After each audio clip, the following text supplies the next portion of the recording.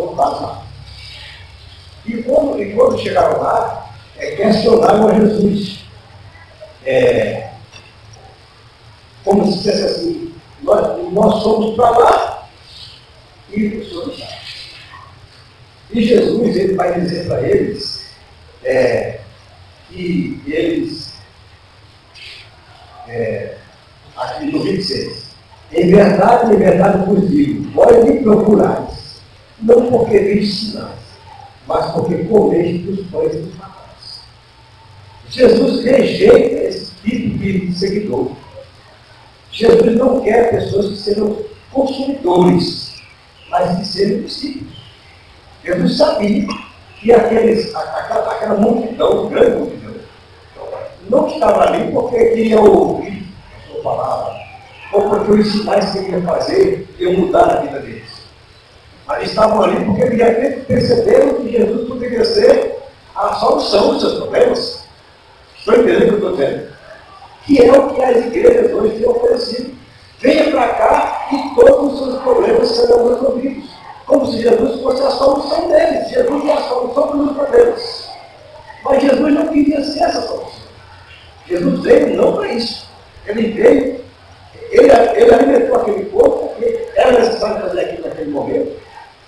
Mas ele queria mostrar ao povo que ele era o pão da vida. O pão que o povo deveria se preocupar em comer era a sua própria carne e o seu próprio sangue. E não o pão que ele estava para dar. O Senhor Jesus poderia ter satisfeito as necessidades da multidão e saciado o desejo dela de ter mais milagres, sinais de pão. Teria sido feito com ele. E teria o povo ao seu lado. Com certeza, o povo queria já declarar um rei. Isso é um rei muito mais. Um rei que vai fazer pão de graça aí para todo mundo. Isso é uma beleza. Mas o Senhor preferiu ter um punhado de pessoas que eu seguia pelos motivos certos, até uma vasta multidão que eu seguia pelos motivos errados. Preferiu discípulos a consumidores. Então, pessoas, esta é a grande verdade.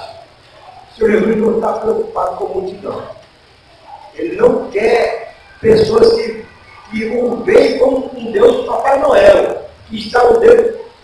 Aí o Senhor Jesus diz, diga meu amo, o que você quer? Faça seus dias de pedidos. Não é? Jesus não quer esse tipo de pedido.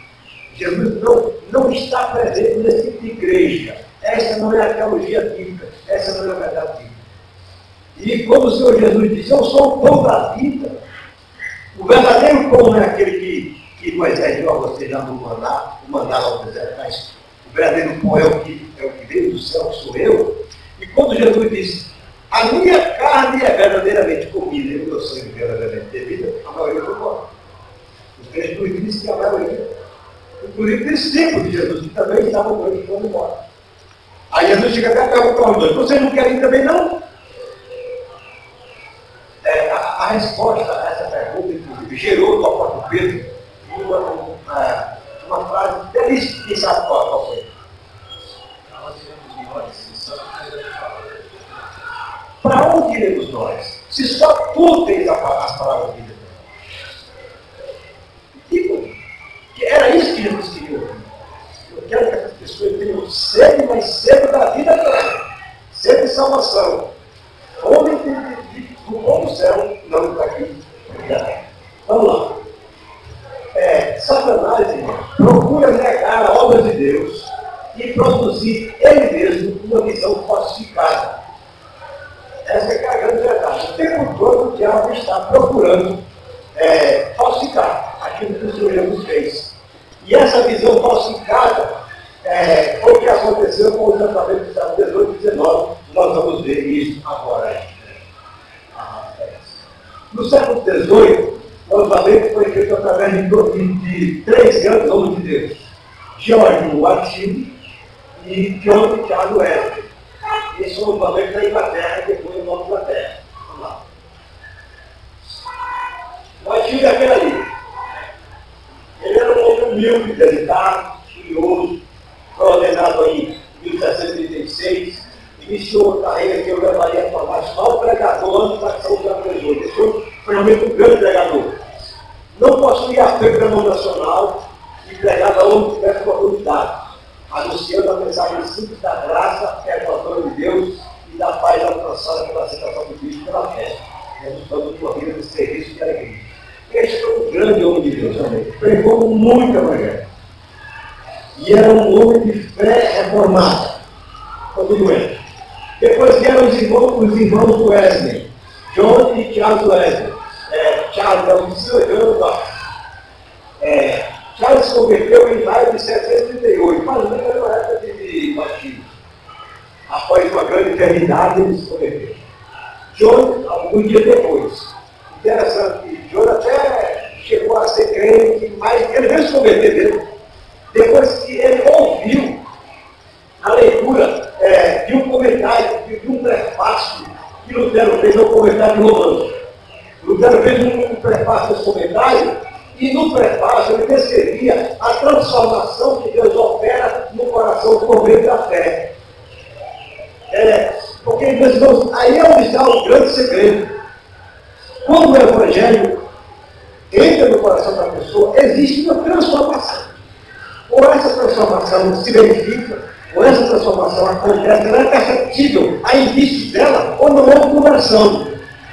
John já passou para o seu amigo, que eles tornaram amigo, né? Ele batiu, por acreditar erradamente que o calvinismo paralisaria o esforço moral e a busca pela perfeição. Porque ele dizia o seguinte, ele dizia assim, quando o calvinismo diz que Deus elege primeiro o homem para depois salvar, aí eles achavam que não é calvinista, porque as pessoas não evangelizem. Por quê? Porque se Deus elegeu mesmo, então Deus vai salvar de qualquer forma. Isso é uma forma errada. A eleição é do outro de Deus. Ninguém sabe quem Deus elegeu. Só quem sabe é Deus. E depois o problema tem que ser empregado mais. Uma outra coisa que ele achava é que o fato da pessoa dizer, eu já fui eleito por salvo, então ele não ia buscar a santificação. Mas isso é um outro grande erro.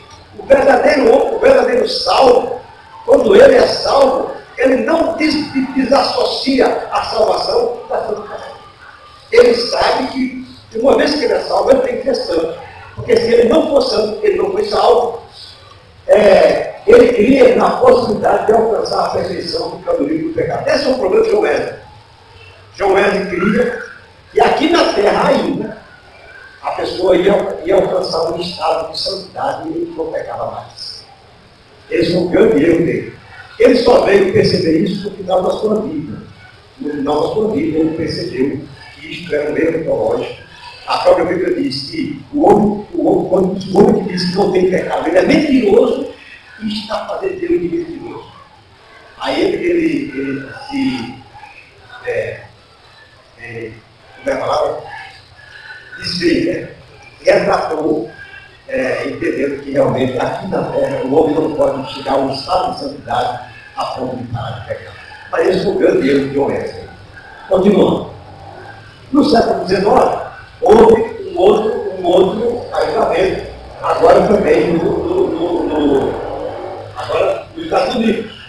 Um com Jonathan Edwards e o outro com Charles Finney. Eles vão falar mais propriamente. O Edwards foi um grande homem de Deus, esse homem. Era um pastor congregacional, foi um profundo estudioso que defendeu a ênfase bíblica na predestinação do povo de Deus. Era um calvinista, também pregava de forma doutrinária, e na sua época houve um grande avivamento nos Estados Unidos, para a peste. O outro foi Charles Finney, conhecido como o pai do avivalismo moderno. Nasceu em 1994 e estudou a advocacia, mas nunca exerceu a função de advogado. Se converteu em 1821 e já foi já no século XIX, mais cedo, na matéria. Finney é considerado membro da nova escola calvinista. Interessante, ele é considerado membro dessa nova escola, que na verdade não era calvinista, era arminianos. Na visão dessa escola, Deus é visto apenas como um governante moral do universo. E o homem como alguém que tem capacidade para se arrepender e aperfeiçoar-se, modificando a sociedade através da pregação e das reformas sociais. Essa era a mente desse homem. Que Deus era apenas um governante moral e que o homem tinha capacidade de si mesmo de defender Deus e mudar as coisas.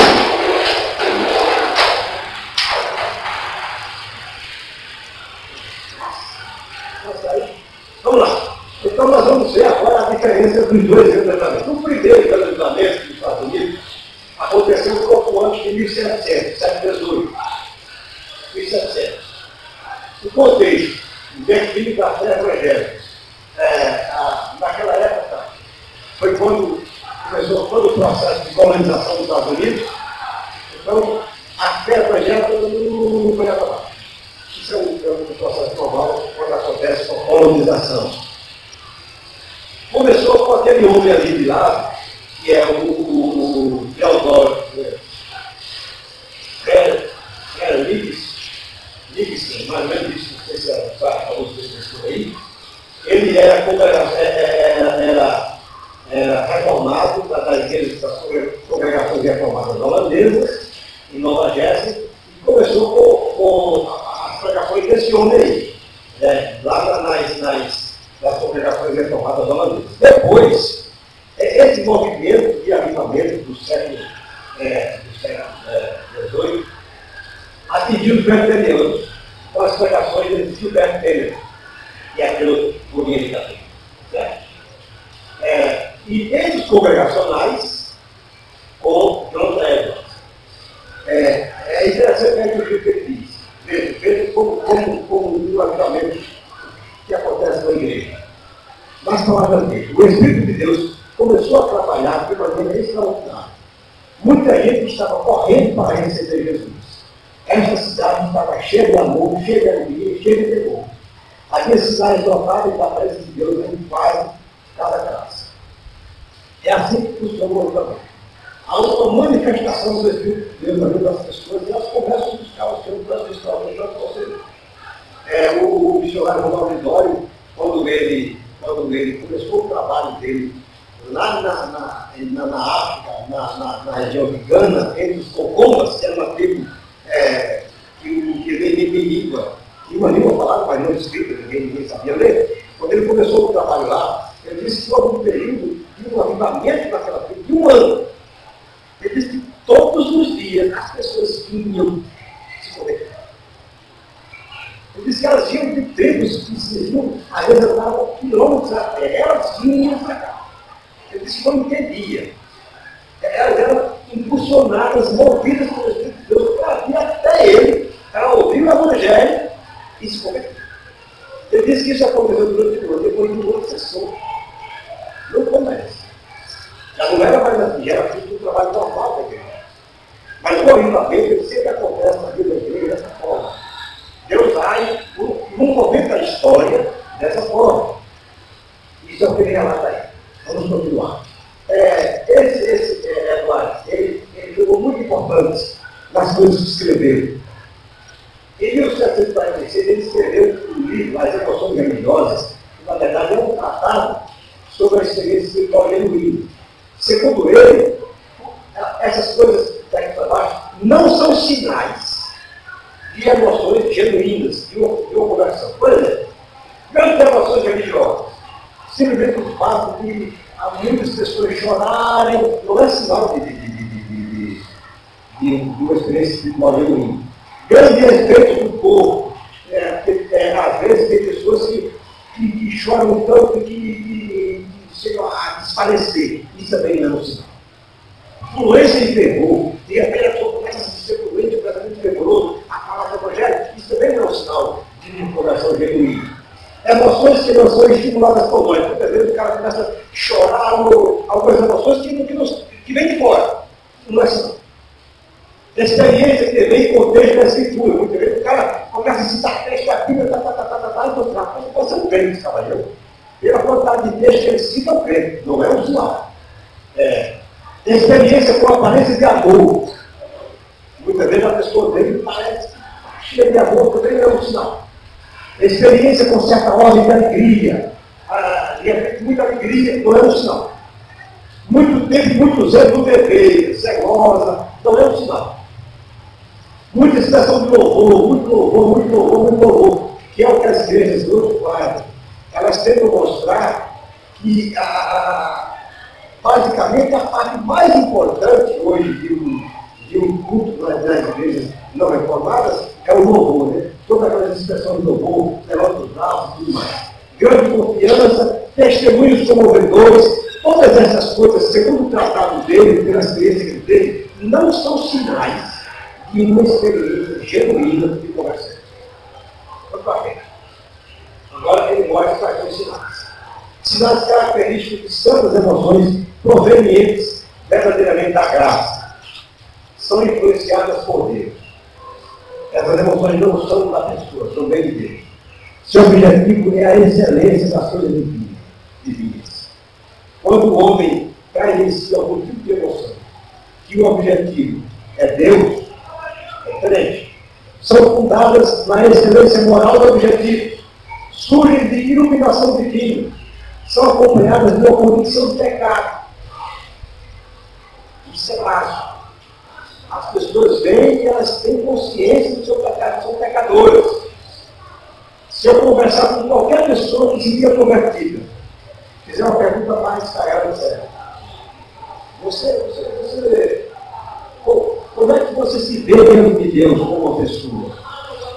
Se ele não se vê com consciência de pecado, não digno diante de Deus, não há salvo-conversão. São acompanhadas de humilhação evangélica, são pessoas humilhadas evangelicamente falando. São acompanhadas de uma mudança de natureza. Essa é outra questão básica. Não é que a sua natureza pecaminosa deixa de existir, mas ela é transformada, ela é mudada. Há mudanças, há evidências claras. Ou essas evidências aparecem ou não aconteceu nada na sua vida. Isso é importante. Geram e promovem o temperamento de Jesus. Por quê? Porque o Senhor Jesus passa a ser o alvo. Então, uma conversão, ela gera e promove o temperamento de Jesus. O que é que Jesus disse? Aprendei de mim que sou quebrado, pois que disse? Que sou o quê? Moço e humilde de coração. E ajudei pessoas para a sociedade. Isso, todo o temperamento de Jesus é gerado na pessoa. Enternece o coração. O nosso coração passa a ser um coração terno, um coração cheio de amor. Não se satisfazem em si mesmos. Essas são as palavras. Infelizmente, já fui pentecostal. E a igreja pentecostal ainda tem esse problema. As pessoas se satisfazem em si mesmas com as suas emoções. As emoções são suficientes para elas. Elas se sentem completamente satisfeitas com as emoções que experimentam. Tem seus frutos na prática cristã. Principal sinal para os outros e principal sinal para nós mesmos. É a prática cristã que vai apresentar os frutos de uma genuína conversão. O próprio Senhor Jesus diz: pelos frutos nós conhecereis a árvore. Eu não posso, por exemplo, olhar para Adelane ou para Adelane, que são novos convertidos da igreja. No primeiro dia que eles vierem do igreja, eu não posso olhar para eles e fazer uma dedução.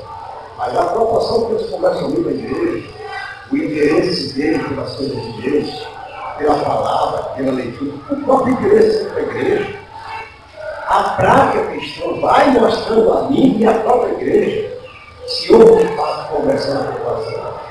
Essa prática. Mas os dias vão passando, e nada vai acontecendo. A pessoa não muda em nada, está tudo do mesmo jeito, não vai. A prática vai dizer. Bem, as principais doutrinas que foram enfatizadas no primeiro grande avivamento foram o apelo às consciências pelas Escrituras. Para Edward, as Escrituras eram supremas, únicas e suficientes para o crente. Mas nada. O crente só precisava da Bíblia, mais nada. E hoje não assim. O crente só precisa da Bíblia, mais nada. Ele pode até ler livros que são bons, mas a Bíblia, ela é suficiente para orientá-lo em todas as áreas. Não é que a Bíblia é um manual, como alguém diz. Não, a Bíblia é um manual para pegar gente nenhum. A Bíblia é manual. A Bíblia é um livro divino criado por Deus, onde o Senhor tem os princípios que vai nortear a minha vida. Mas, por exemplo, eu não posso chegar na vida e dizer: hoje eu vou comprar uma casa. Eu compro aquela casa, eu vou botar o dedo aqui. Aí, Compre não. Josimar, não compre essa casa, não tem isso também. Não vai achar isso também. Não é manual. Mas ela vai me dar princípios. Ela vai me orientar. Essa sua vontade de comprar aquela casa, o Senhor vai me orientar de alguma forma, através de todo o conteúdo da Bíblia, se aquilo que eu vou fazer faz parte do seu propósito ou não. Uma afirmação de total corrupção da natureza humana. Outra doutrina empatizada. A natureza humana é totalmente corrompida. Não existe homem, nada, uma chancezinha, nem um itrezinho dele de bondade que possa ser aproveitado. Essa fazia parte da doutrina. Um claro testemunho de que a morte de Cristo na cruz é o único meio de expiação para o pecado do homem. Só a morte. Não tem outra forma de a pessoa chegar a Cristo, ao céu, a você pela morte. Eu acho interessante é que essas igrejas, principalmente aquelas que falam que tratam essa questão de prosperidade e defesa da fé, elas mal falam de Jesus. Elas não falam do nosso Cristo. Elas não falam de consciência de pecado.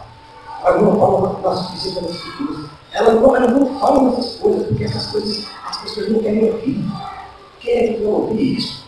Elas falam de coisas que massageiam a sua época. Elas falam, olha, você é uma pessoa boa, Jesus vai ajudar. Elas não falam de sacrifício, elas não falam de cruz. Cruz é isso que importa, quem quer saber de cruz? Elas não falam essas coisas são ruins. Mas são essas coisas que nos levam à salvação. A vital doutrina da justificação pela graça por meio da fé. Esse era o tema enfatizado. Nós somos justificados pela graça, através da fé. Quem nos justifica é Deus. Ele faz pela sua graça. E o meio que ele usa é a fé. Outra coisa, a necessidade da conversão do coração como uma nova criação operada pelo Espírito. Olha, isso é básico. Infelizmente, raramente se vê nas igrejas verdadeiras conversões. Por quê? Porque as pessoas elas não são confrontadas com o Evangelho. Muitas pessoas, eu conheço, eu já participei da igreja, presbiteriana. E ela tinha um ministério chamado Encontro de Casais com Cristo. Mas eu vi esse ministério, o formato dele básico é da igreja episcopal. Então, as primeiras pessoas vão lá, fazem o encontro de casais com Cristo e depois chegam na igreja para implantar. O primeiro encontro de casais com Cristo dessa igreja foi o Margarete que eu participamos dele. Que era uma performance que depois eu passava a fazer. No encontro de casais com Cristo, o centro do encontro é o casal. Ele passa a ser o centro. Todas as pessoas são voltadas para ele. Todas. Jesus, mal se fala em Jesus. Enquanto de casais com Cristo é somente rótulo, mas mal se fala em Jesus. Todas as nossas coisas. O casal é acarinhado, é chaveirado, é bajulado, tudo para ele. Você está em festa e acaba oferecendo um seguinho, quando oferece o quê? Rapaz, você, meu Deus do céu, como para isso? Isso é um céu. Muitas dessas pessoas que fazem parte desse povo, olha a família deles, rapaz, isso aqui é tudo. Isso é um lugar apropriado para que eu possa criar meus filhos aqui, sabemos. Quando termina o encontro, porque não se fala em Jesus, inclusive, depois de participar de trabalhar no encontro, e deixei por conta disso, porque me deram a parte de círculos, né, que era uma parte que você ia ter assim, 4 círculos, amarelo, azul, vermelho e preto. Aí a pessoa diz, olha, você quando for para o círculo, pegue sua Bíblia e encape com o papel da todo o seu círculo. Isso por quê? Não. É para que a pessoa não achar que é uma Bíblia. Não, eu não digo que é Bíblia, você tem que ter o Evangelho. Não fala da Bíblia. É uma coisa esquisita. Toda uma maquiagem para que a pessoa não se sinta pressionada. Aí o que acontece? As pessoas gostam tanto comigo, E quando terminam o encontro, muitas delas ficam na igreja. Ficam. E ali elas ficam, e trazem seus filhos com todos os problemas que têm, e continuam com os problemas, e ali vão ficando, e passam anos e anos e nunca se converteram. Porque nunca foram confrontadas com a verdade. Para elas, é uma igreja gratuita. Infelizmente, olha, eu conheço igrejas, essa igreja que hoje, que eu frequentei com a galera, hoje, é uma igreja grande, é uma casal de Recife. Mas essa igreja, não tem muito mais, ela está longe, mas distante de ser uma igreja, primeiro evangélica e depois carteriana. Completamente fora dos caminhos, completamente. Eu não quero nem entrar no detalhe para não complicar, mas fala. Então veja, outra coisa que eu quero enfatizar, a ligação inseparável entre verdadeira fé e santidade pessoal. Espera falar, pregar, explicar. Não existe conversão sem santidade pessoal. Não tem como isso acontecer. Isso vai gerar pessoas, um nicho de gente que tem a igreja dentro do mundo. É um pé no mundo, outro pé na igreja. Então, essas eram as mudanças que foram enfatizadas por Jonathan Edwards nesse primeiro ajuntamento, grande também que é a Constituição dos Estados Unidos. Agora vamos ao segundo. O segundo, sim, só para terminar, John, Charles, Wesley, Whitfield e Edwards sabiam que avivamentos não podiam ser fabricados, mas somente esperados em Deus. Agora vamos para o segundo. O segundo aconteceu mais cedo, né? E o protagonista principal foi Charles Finney. Começou em Nova York a partir de reuniões de avivamento lideradas por Charles Finney. Finney, reagindo contra a ênfase na soberania de Deus, que é a ênfase do primeiro levantamento, mudou a ênfase que havia na pregação doutrinária para uma ênfase em fazer com que as pessoas tomassem uma decisão ou fizessem uma escolha. A ênfase agora não era apresentar Cristo e a doutrina, era falar de alguma forma, levar a pessoa a tomar uma decisão. Essa era a ênfase. Vamos lá. Na teologia de Finney, Deus não é soberano. Primeira coisa. Deus ele não determina as coisas. Ele não escreveu a história, ele está acompanhando a história. O homem não é um pecador por natureza. Ele não defende isso. O homem é pecador. O homem é uma coisa boa dentro de si. A expiação de Cristo não é um pagamento roubado pelo pecado. Ele não pagava essas coisas. A doutrina da justificação pela imputação é insultante à razão. Ele não admitia que para poder alguém ser justificado foi preciso Cristo imputar a sua justiça. Para eles isso é um atentado à razão. Olha, na verdade, essa é a base da nossa doutrina. Nós somos justificados não pela nossa própria justiça, mas porque Cristo pegou a justiça dele e imputou em nós. E por isso que declarou isso para eles era uma coisa, isso é um atentado à razão, não tem pessoal disso. O nosso brasileiro é produzido de viver com técnicas bem sucedidas. Dependendo da técnica, você vai conseguir muitos adeptos. O avivamento é o resultado de campanhas bem planejadas com métodos corretos. E, veja, irmão, isso não é um retrato das igrejas de hoje. É um retrato das igrejas de hoje. As igrejas de hoje, elas não querem falar dessas coisas.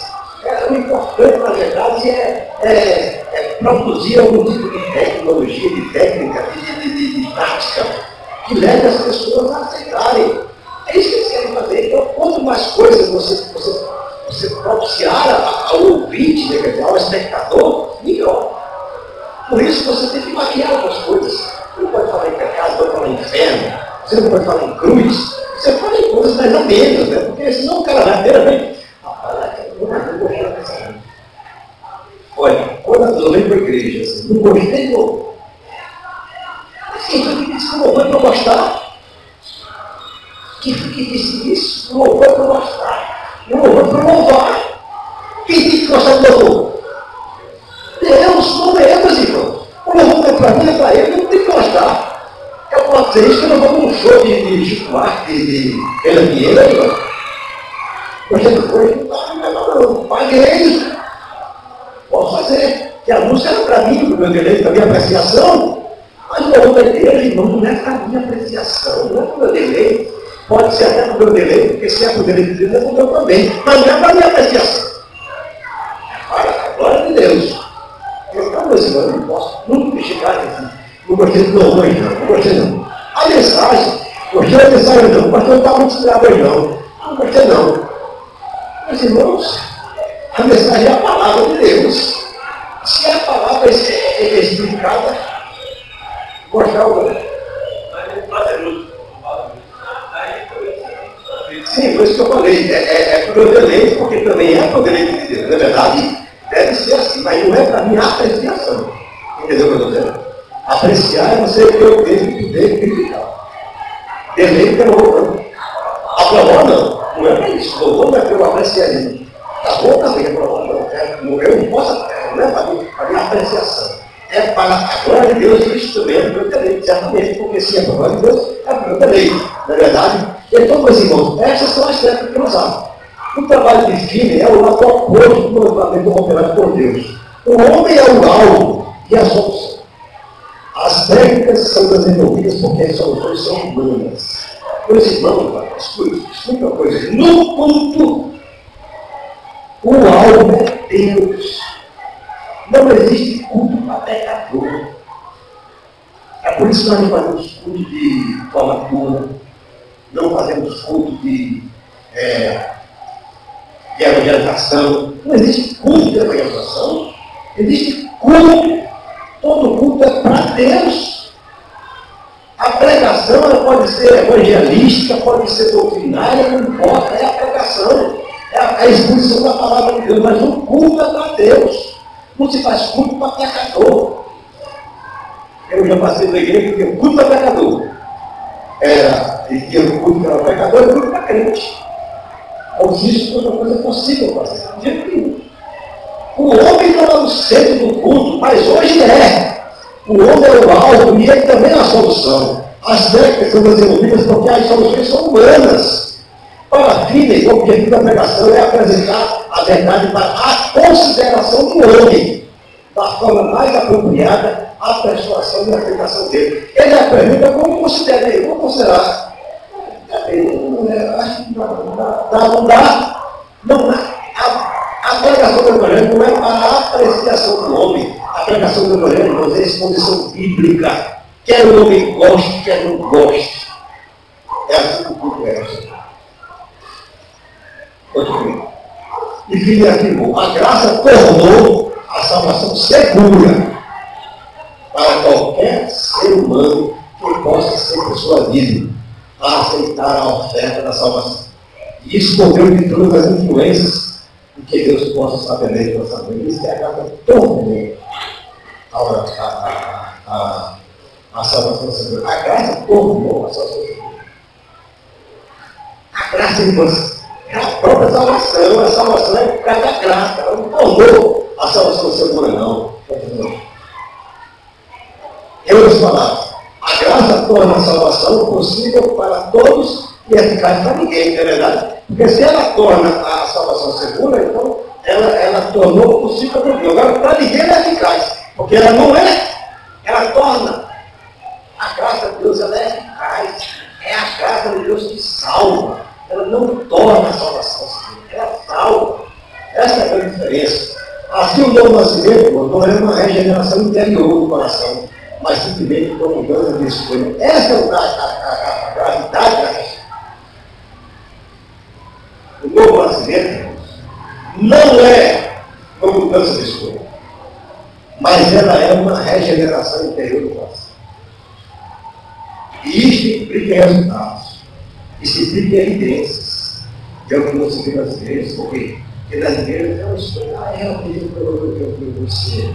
A partir de hoje você me melhor. E você é uma pessoa melhor. Eu vou pensar mais nos outros. Eu vou fazer uma escolha. Eu vou escolher algumas coisas que vão melhorar a minha vida. Não é isso. Conversão não é isso. começou uma mudança dentro de mim, uma mudança que não tem mais volta. Depois que você é convertido, você não pode mais voltar. Não tem mais. Você pode até cair por uma contingência da vida, mas você será questionado e confrontado pelo Espírito Santo de Deus, e você se levanta e volta. É no tempo para você voltar para você. Ou seja, o pecador regenera-se a si mesmo. Ele já tem condição, ele já tem luz a si mesmo. Porém, a palavra de Deus mostra a ele como fazer. Na verdade, a Bíblia era um salmo. Ela só mostra você como é que você faz. Ela é um manual proprietário. Aí você vai, eu quero amar as pessoas na vida, que eu amo, essas coisas todas. O pecador converte a si mesmo, mas o Espírito Santo o persuade a fazer. Esta é a doutrina, esse é o legado de Finney. Foi o que Finney trouxe, deixou para nós. Infelizmente, o evangelicalismo mundial e principalmente brasileiro trouxe todo esse legado para nós. E eu quero dizer para vocês que isso não é só em igrejas que não são reformadas, não. Igrejas presbiterianas, muitas delas estão indo para os templos. Por quê? Porque hoje o que mais interessa é uma igreja cheia, é um pragmatismo. Está dando certo ali, então está dando certo ali, vamos fazer aqui, para encher a igreja. Eu estava conversando, nós estávamos conversando com uma moça que é irmã do Brasil Radassa, a igreja batista, lá de Moreno, que tinha uma posição reformada, coerente com a Bíblia. Aí chegou um pastor novo, com as ideias completamente diferentes. Por quê? Porque ele já disse que eu quero a igreja cheia. Mudou todas as coisas, mudou tudo a igreja, e a Bíblia falou isso, e por que pareça, está enchendo a igreja mesmo. E enche, mas enche. E que se tornou hoje um verdadeiro programa de humor, muitas vezes, que quer ver o pregador com a barriga a noite todinho. Um lugar onde você vai se realmente socialmente com os seus amigos conversar. A maioria está ali depois da idade do vazio, né, vai para a sua noite. Conheço muitas igrejas, que os jovens vão para a igreja, canta um louco, levanta a mão, levanta a bênção. Quando termina, vai tudo vazio e o outro pode ter isso mais. Porque esse é o conceito do evangelho que tem hoje. Não há, de fato, uma mudança no coração. Aquela pessoa que o homem cristãs querem adorar a Deus. Terminando. Essa nova teologia levou o fim a introduzir novos métodos no culto. Um deles foi o corpo dos anciões. Ou seja, a própria de fazer apelo no final da mensagem. Ele criava todo o clima e no fim ele fazia o apelo. A pessoa ficava tão emocionada, tão envolvida naquele emocional que levantava a mão assim. Praticamente existiam campanhas evangelistas. Eu me lembro que o Billy Graham fez umas coisas aqui. E movimentou muitas igrejas faziam parte de estádios de futebol. Muita gente. E aí o Billy Graham pregava aquela mensagem emocionante, quando fazia o apelo, aquela multidão ia na frente. Todas aquelas pessoas de fato, a Deus convertido ao Senhor. Porque essa palavra é usada. Eu, como era da Assembleia de Deus, fiz muito isso. Desde agora no povo na e eu sabia como fazer. Tanto que muitas vezes o pregador mandava sempre que eu fosse o único a pregar. Dizia, então eu faço aquilo. Eu sabia como conduzir as pessoas, e eu já pedi perdão muitas vezes por isso que fiz.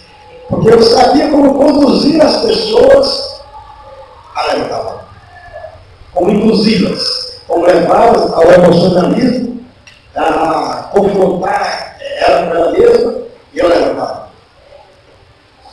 A maioria nunca sobreviveu. Uma outra coisa, que é no meu ideia, é o clima emocional. Qualquer coisa que provocasse o cara emocional para o pecador para descobrir, assim. Era assim.